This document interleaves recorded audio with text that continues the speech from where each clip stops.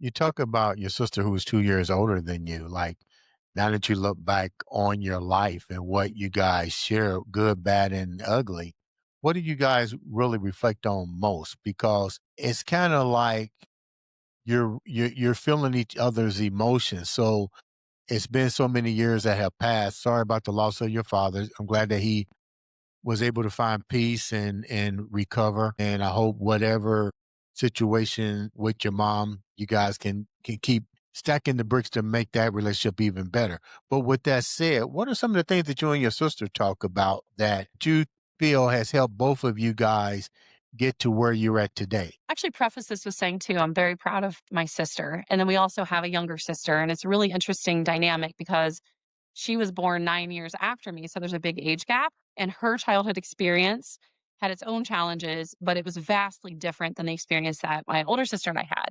Because by the time our little sister was old enough to have any memories, she never was hit. Thankfully, I'm very thankful for that. So she missed all the abuse era.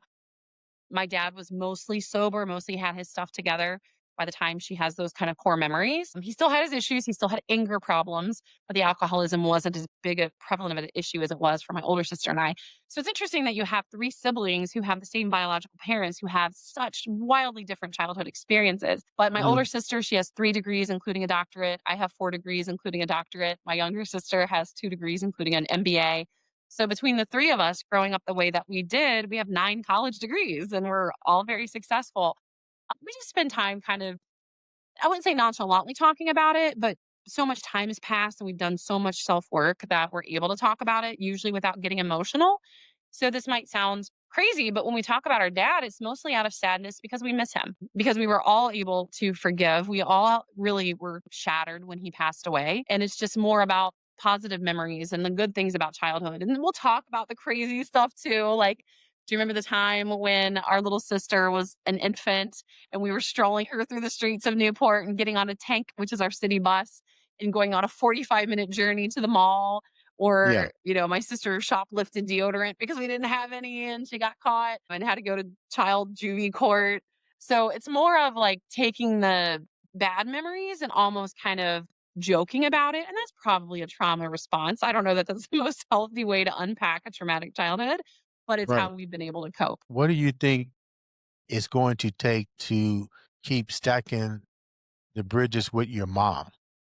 And why do you think that is actually somewhat of a struggle? Because if you can feel this way about your father who's now gone, that might mean I'm not a therapist. You got the 5 degrees and your sister with the other degrees. I'm just saying in general, with so much college education among you three, what is holding back from just understanding or trying to get a better clarity of your mom in the relationship that you have with your mom? And then the second part of that question is, do your other siblings have the same feelings that you're having with your mom as well? I would say that all three of us have a very complicated relationship with our mom, and it's complicated in different ways. And I don't want to necessarily speak for them, but I Right, would say of the three of us, I probably have the most ongoing relationship with our mother.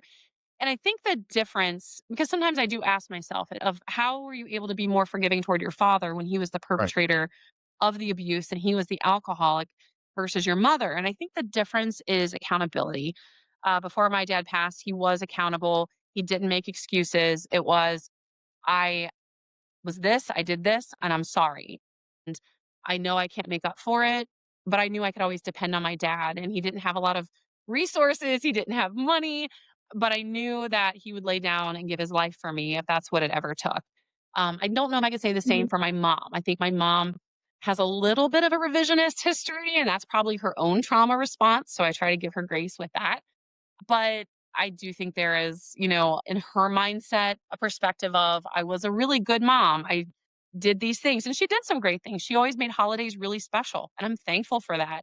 And I appreciate her for that. But I think if there was a little more accountability on the end of here's where maybe I dropped the ball as a parent, and here's maybe where I failed you as my child, and here's where I've committed to doing self work and doing better, I think there would be a better relationship, but I can't control that. And so I've learned to let go the things that I can't control because otherwise I'll end up a very stressed out, angry person and I'll end up just like my father.